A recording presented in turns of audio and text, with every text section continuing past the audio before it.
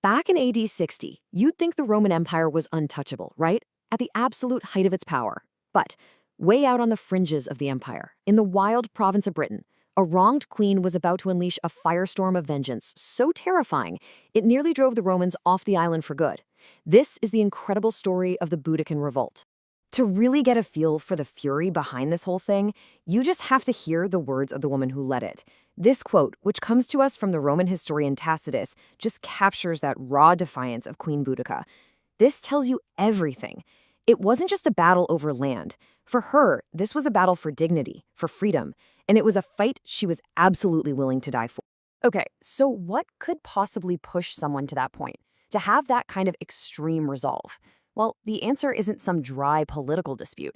It's a story about a broken promise, and an act of humiliation so personal, so brutal, it's hard to even wrap your head around. All right, so before all this chaos, the Iceni tribe were what you'd call a client kingdom of Rome, kind of independent but definitely under Roman influence. Their king, a guy named Prostitugus, he was smart. He tried to play the political game. To protect his family after he died, he made what he thought was a brilliant move. In his will, he named the Emperor Nero as a co-heir right alongside his own two daughters. On paper, that should have kept them all safe. Yeah, but on paper and Roman reality turns out to be two very different things. The moment Prostitugus died, his will was treated like garbage. Instead of acting like partners, the Romans just saw a golden opportunity to cash in. They moved in, started seizing lands, and Roman moneylenders began calling in debts with a vengeance. Just like that, the alliance was completely toast. And this is where things go from bad to absolutely horrific. The Romans didn't just take the kingdom, they set out to systematically destroy the royal family's honor. They took Boudica, the widowed queen, and publicly flogged her, beat her with rods like a common slave, and then, in the most disgusting act of dominance imaginable, her young daughters were raped.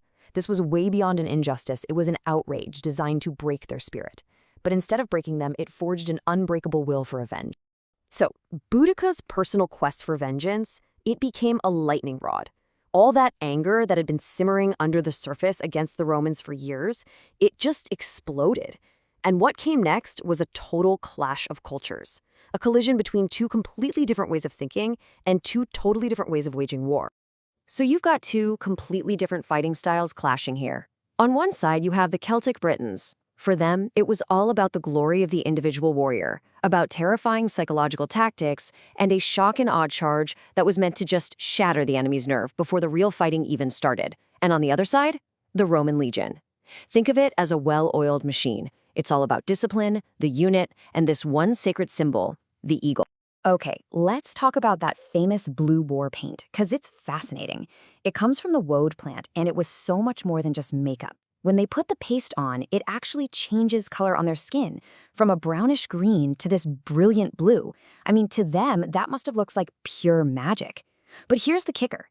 It wasn't just for show. Woad is a natural antiseptic and a painkiller. So a warrior painted for battle wasn't just terrifying to look at, he was also literally tougher to kill.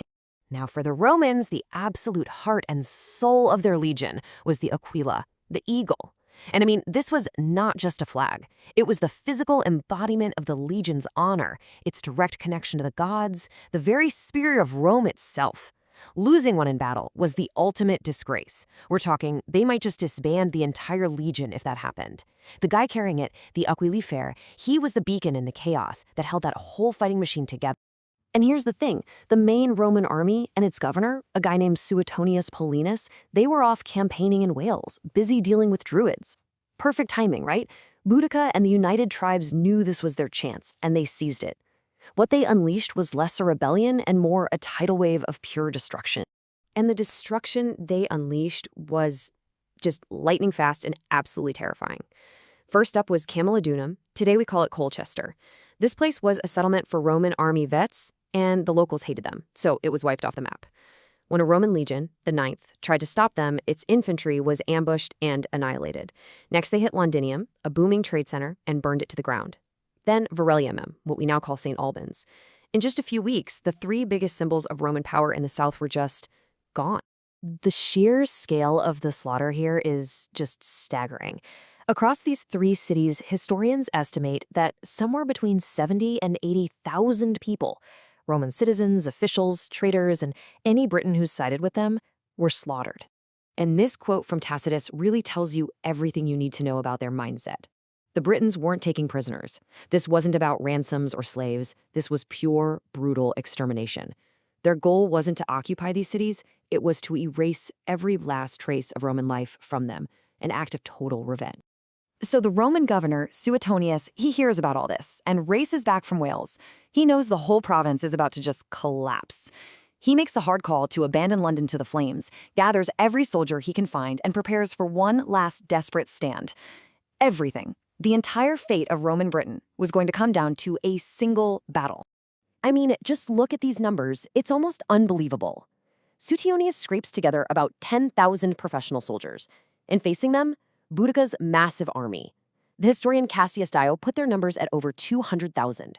The Britons were so sure they were going to win, they literally brought their families along in wagons to watch the show, to see the last Romans in Britain get slaughtered. So how in the world does a tiny army of 10,000 beat a force of over 200,000? Well, it came down to a masterclass in Roman tactics. First, Suetonius picked the perfect spot, a narrow gorge with woods behind him. This meant the Britons couldn't use their huge numbers to surround him. Second, his legionaries stood like a rock wall, letting the Britons charge and just soaking it up, while launching volley after volley of their heavy javelins. Then, once the charge broke, they advanced in that famous wedge formation, like a human battering ram that just punched holes right through the Briton lines. And to finish it off, the cavalry smashed into them from the side. The result was an absolute massacre. An estimated 80,000 Britons were killed. And in this just horrific twist of fate, their escape route was blocked by their own supply wagons. The very same wagons they had brought to watch their victory trapped them in the killing field. And the casualty numbers, they're insane. You have about 80,000 Britons killed, and the Romans, they lost around 400 soldiers. It was one of the most lopsided victories you'll ever see. It was the ultimate showdown, raw fury versus cold discipline. And on that day, discipline won.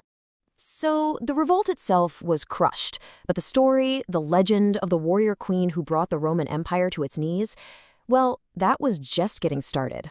And that brings us to her legacy, which is still with us today. So what happened to Boudica?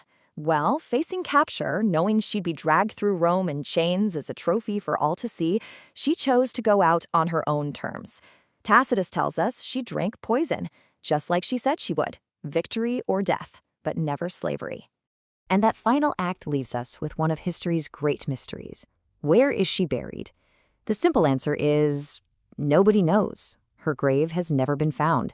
But there's this fantastic legend, totally unproven by the way, that her final resting place is somewhere under Platform 10 at King's Cross Station in London, right in the heart of the city she once burned to the ground. You gotta understand, this revolt wasn't just some small-time rebellion on the frontier. This was a full-blown crisis for the Roman Empire. It shook Emperor Nero so badly that he actually thought about just pulling out of Britain altogether, giving up on the whole province. He didn't, but Roman rule changed after that. It became less brutal, more careful. So while Boudica lost the war, she absolutely changed the future of Roman Britain. So here we are 2,000 years later, and the question remains, who was Boudica? Is she this iconic freedom fighter, a national hero, a symbol of resistance against a brutal empire? Or is she the leader of a terrifyingly violent uprising that led to the slaughter of tens of thousands? Her story really makes you think, doesn't it? What do we value more, the fight for freedom or the brutal cost that sometimes comes with it?